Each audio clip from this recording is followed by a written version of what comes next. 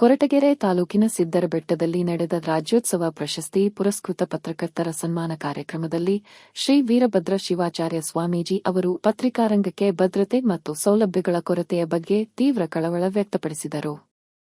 ನ್ಯಾಯಾಂಗ, ಶಾಸಕಾಂಗ ಮತ್ತು ಕಾರ್ಯಾಂಗಗಳಂತೆ ಪತ್ರಿಕಾರಂಗವನ್ನು ಸರ್ಕಾರದ 4ನೇ ಅಂಗವೆಂದು ಕರೆಯಲಾಗಿದ್ದರೂ ಸರ್ಕಾರವು ಕೇವಲ ಹೆಸರಿಗಷ್ಟೇ ಸೀಮಿತಗೊಳಿಸಿದೆ ಮತ್ತು ಅದರ ಸಮಸ್ಯೆಗಳನ್ನು ಆಲಿಸುತ್ತಿಲ್ಲ ಎಂದು ಆರೋಪಿಸಿದರು. ಗ್ರಾಮೀಣ ಭಾಗದ ಪತ್ರಕರ್ತರಿಗೆ ತಾರತಮ್ಯ ಮಾಡದೆ ಎಲ್ಲರಿಗೂ ಸೌಲಭ್ಯಗಳನ್ನು ನೀಡುವಂತೆ ಸರ್ಕಾರಕ್ಕೆ ಆಗ್ರಹಿಸಿದರು.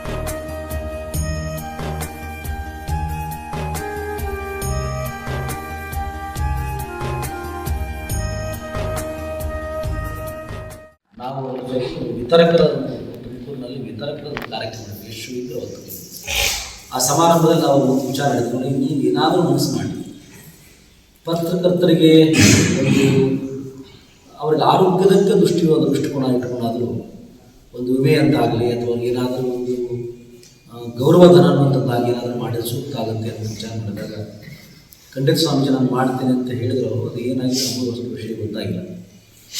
ಆದರೆ ಸರ್ಕಾರಗಳಿಗೆ ಇವೆಲ್ಲವನ್ನು ಚಿಂತನೆ ಮಾಡಿ ಸರ್ಕಾರಗಳಿಗೆಲ್ಲ ಹೇಳ್ತಾರೆ 100 ನ್ಯಾಯಾಂಗ, ಕಾರ್ಯಾಂಗ, ಶಾಸಕಾಂಗದ ಜೊತೆಯಲ್ಲಿ ಇವತ್ತು ಈ ಪತ್ರಿಕಾರಂಗ 4ನೇ ಅಂಗವಾಗಿ ಅತ್ಯಂತ ಉತ್ತಮವಾಗಿ ಕೆಲಸ ಮಾಡ್ತಾ ಇದೆ ಅನ್ನೋದನ್ನು ಎಲ್ಲರೂ ಸಹಿತ ಒಪ್ಕೊಂಡಿದ್ದಾರೆ, ಎಲ್ಲರೂ ಹೇಳಿದ್ದಾರೆ.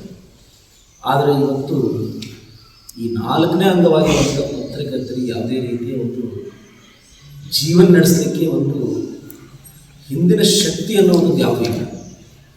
ಏನಾದರೂ ಒಂದಿಷ್ಟು ಬರ್ತಕ್ಕಂಥ ಗೌರವಧನ, ಈಗ ನಮ್ಮ ಪುರುಷೋತ್ತಮ ಹೇಳಿದ್ರು 1000 ರೂಪಾಯಿ ಬಂದರೆ ಎಷ್ಟೊಂದು ಅದರಿಂದ ಜೀವನ ನಡೆಸಲಿಕ್ಕೆ ಸಾಧ್ಯ ಆಗುತ್ತೆ. ಒಬ್ಬ ವ್ಯಕ್ತಿ ಇವತ್ತು ಕನಿಷ್ಠ ಏನೂ ಗಳಿಸ್ಲಿಕ್ಕಂದ್ರೂ ತನ್ನ ಜೀವನ, ತನ್ನ ಹೆಂಡತಿ ಮಕ್ಕಳು ಸಂಸಾರ ನಡೆಸಲಿಕ್ಕೆ ಕನಿಷ್ಠ 8-10 ಸಾವಿರ ರೂಪಾಯಿ ಇಲ್ಲ ಅಂದರೆ ನಡೆಸಲಿಕ್ಕೆ ಆಗೋದೇ ಇಲ್ಲ. ಅಂಥ ಪರಿಸ್ಥಿತಿ ಒಳಗೆ ಇವತ್ತು ಪತ್ರಕರ್ತರ ಬಗ್ಗೆ ಗಮನ ಹರಿಸಬೇಕಾಗಿರುವಂಥದ್ದು ನಮ್ಮ ರಾಜಕೀಯ ಮುಖಂಡರು ಮತ್ತು ಸರ್ಕಾರಗಳು ಅನ್ನುವಂಥದ್ದನ್ನು ಈ ಸಂದರ್ಭದಲ್ಲಿ ಇಚ್ಛೆಪಡ್ತದೆ. ಪತ್ರಕರ್ತರಿಗೆ ಒಂದು ಗೌರವಧನ ರೀತಿಯಾಗಿ ಏನಾದರೂ ಒಂದು ತಿಂಗಳಿಗೆ ಒಂದಿಷ್ಟು ಹಣವನ್ನು ಕೊಡುವಂಥದ್ದನ್ನು ಒಂದು ಪ್ರಾರಂಭ ಮಾಡಿದರೆ ಪತ್ರಿಕೆಯಿಂದ ಬರ್ತಕ್ಕಂಥ ಗೌರವಧನ, ಸರ್ಕಾರಕ್ಕೆ ಬರ್ತಕ್ಕಂಥ ಗೌರವಧನ ಒಂದಿಷ್ಟು ಏನಾದರೂ ಸೇರಿದರೆ ಏನೋ ಒಂದು ಜೀವನ ವೃತ್ತಿ ನಡೆಸಲಿಕ್ಕೆ ಸಾಧ್ಯ ಆಗುತ್ತೆ ಅನ್ನುವಂಥದ್ದನ್ನು ನಾವು ತಿಳಿಸ್ಲಿಕ್ಕೆ ಇಚ್ಛೆಪಡ್ತೇವೆ. ಸರ್ಕಾರವನ್ನು ಆಗ್ರಹ ಮಾಡ್ತೇವೆ. ಸಾಧ್ಯದಷ್ಟು ಅವರ ಒಂದು ಜೀವನಕ್ಕೆ ಒಂದು ಶಕ್ತಿಯನ್ನು ತುಂಬಿಕೊಡುವಂಥ ಕೆಲಸವನ್ನು ಸರ್ಕಾರ ಮಾಡಬೇಕು.